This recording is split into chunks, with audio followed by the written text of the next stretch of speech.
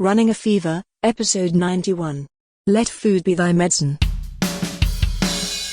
Today we're going to talk about, last episode we had an interview with Anasasia Strokova. We're going to talk a little bit about that. We're going to talk about a little medical report too.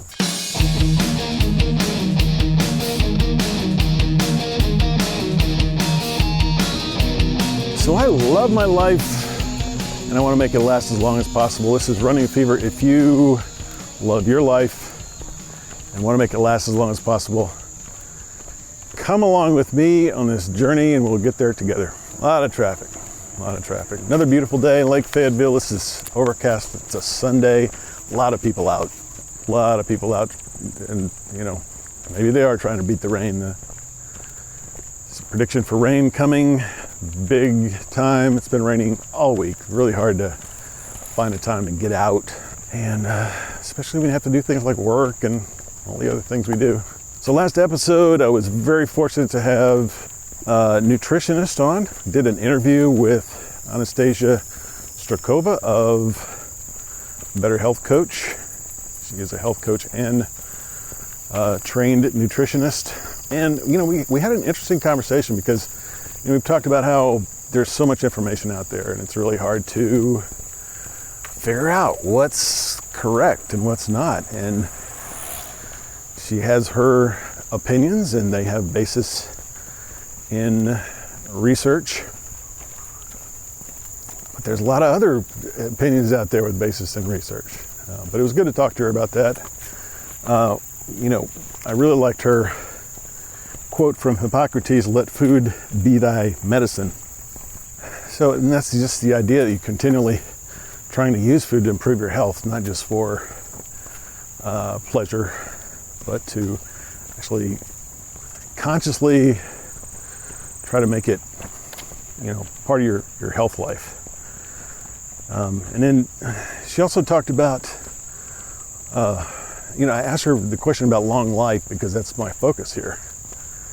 And she mentioned this book about what they call blue zones, places like, you know, you have this little town in Italy, you know, where everybody lives to be 104, something like that.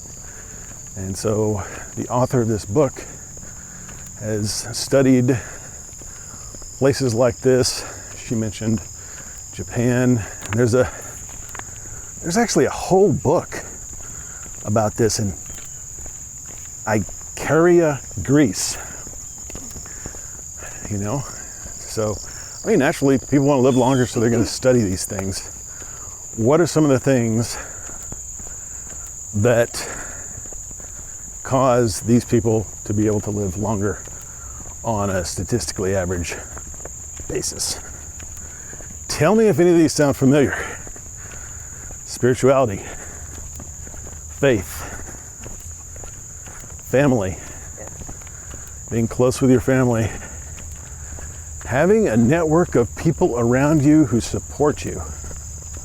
Yep. Basically having good people in your life. Movement. What are we doing right now? We are moving. Exercise. Passion. Having a reason to be alive. Having a reason to want to live longer. That's something I haven't really talked a whole lot about on here, but kind of makes sense to me. How you doing? Not overeating. And she said, when your stomach is 80% full, that's when you stop eating. How do you know that? I don't know. I guess it's just how you feel. You know, we don't have like a fuel meter like you have on your the gas gauge on your vehicle. So you just have to kind of guess by how you feel, I guess. And you know, I find when I do that, it often feels like, well, I haven't had enough yet. But when I stop earlier, you know, later I feel completely full, satisfied. So it's kind of, I've heard people talk about a delay, like a 20-minute delay or something. Probably should eat slow. Eat slow, which you're getting better at.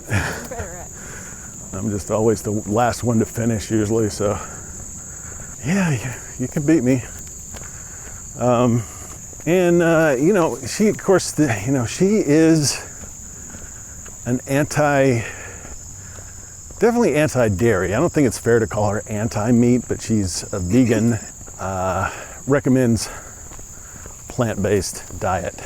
So she really hit on that point in the book that these people in these places also have more plant-based food. They don't eat meat except on special occasions.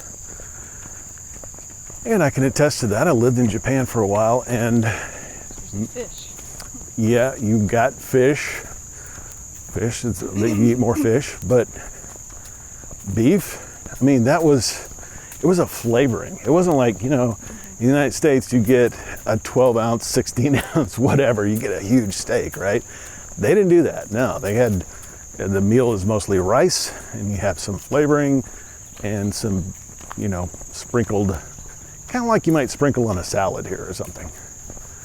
But not the main source of food. So she was really, hitting that hard because that's her whole thing, plant-based food. I don't know, to me, it kind of seemed extreme, not quite as balanced as I would go for. But how y'all doing this morning?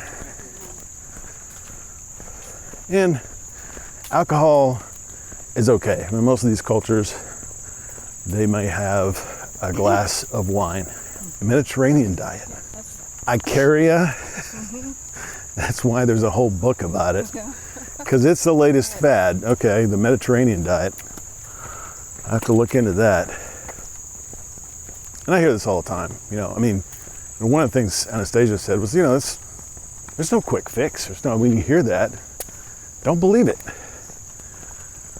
I mean, if you've been listening to the show, the process I've been through, and I'm still working on it, and it's not easy. It takes dedication of time to figure these things out and try them.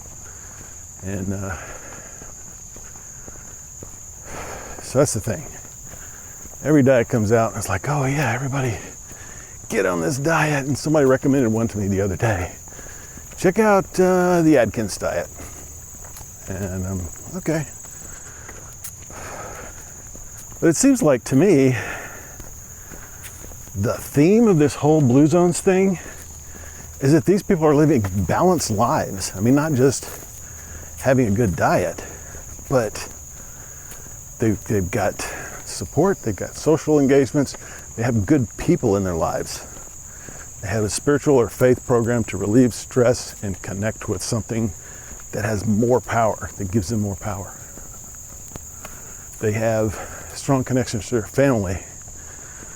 It's love. It's not, it's based on mutual giving and receiving, and with family, you have unconditional love. I don't want to get too much to that, but apparently these guys don't need to work. I mean, that's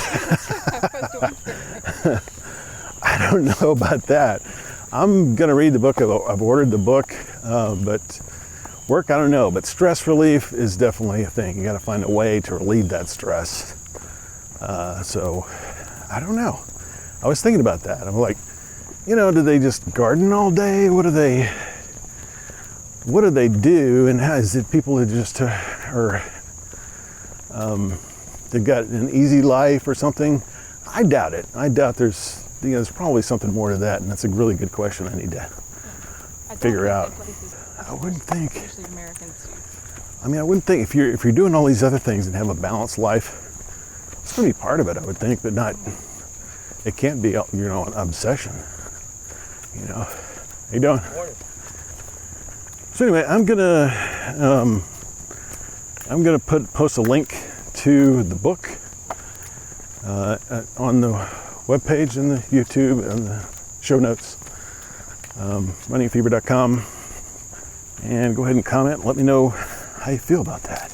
So, good interview. And by the way, that was my first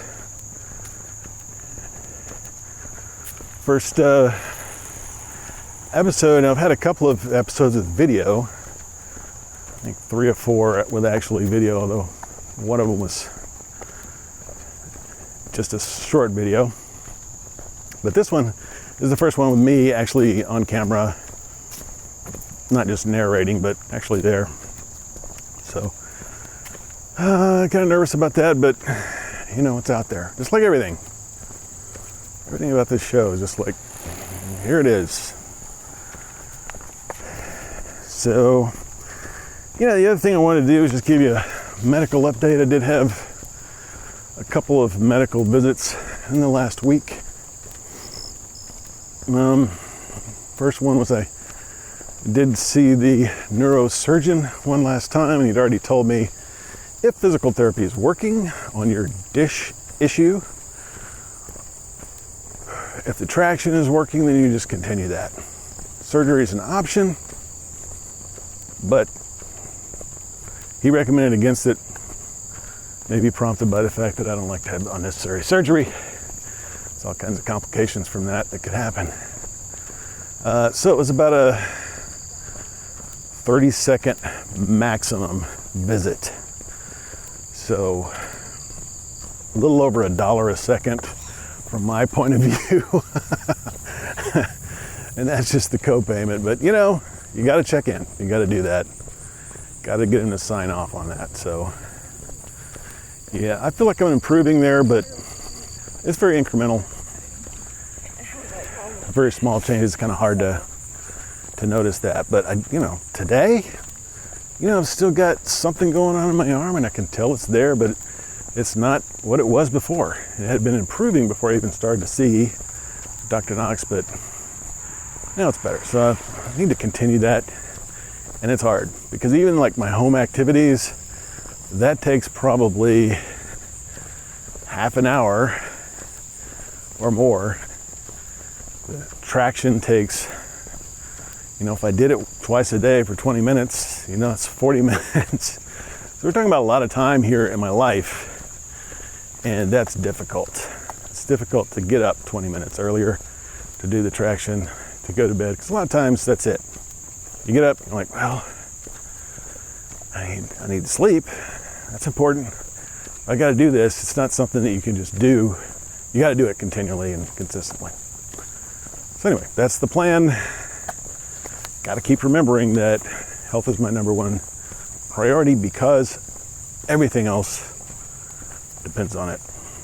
The other visit I had was to my general practitioner, family doctor.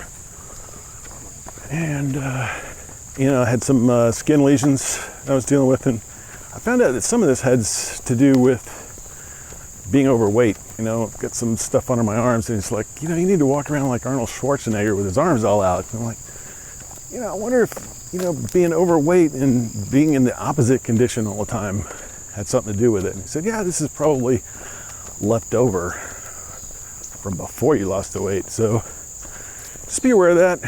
It's always important to have these things checked out. I know it seems like a little thing, but if you do have a problem, if it's cancer or something like that, definitely need to attack it early. I also talked to him about a couple times I've been asked if I had trouble swallowing. I used to have acid reflux, and the reason that they tell you to go to your doctor, not to use it more than 2 weeks unless a doctor approves it, is because you need to know if there's scar tissue building up. And the symptom of that is it's difficult to swallow. And so they have to deal with that. Another thing is that obviously a throat tumor could be a problem. So anyway, I was seeing him about that. I had a little occasional trouble with that. Might have to do with this huge fish oil pill that I take every day. So the next step is to get smaller pills and don't take the whole gram of fish oil all at once. So anyway, that's the update for this episode. We continue to walk on the Lake Fayetteville Trail Park boundary, private property beyond the sign. So we're not going to go there. It's been great talking to you as we walk along, and don't forget to keep the fever, and I will talk to you next time.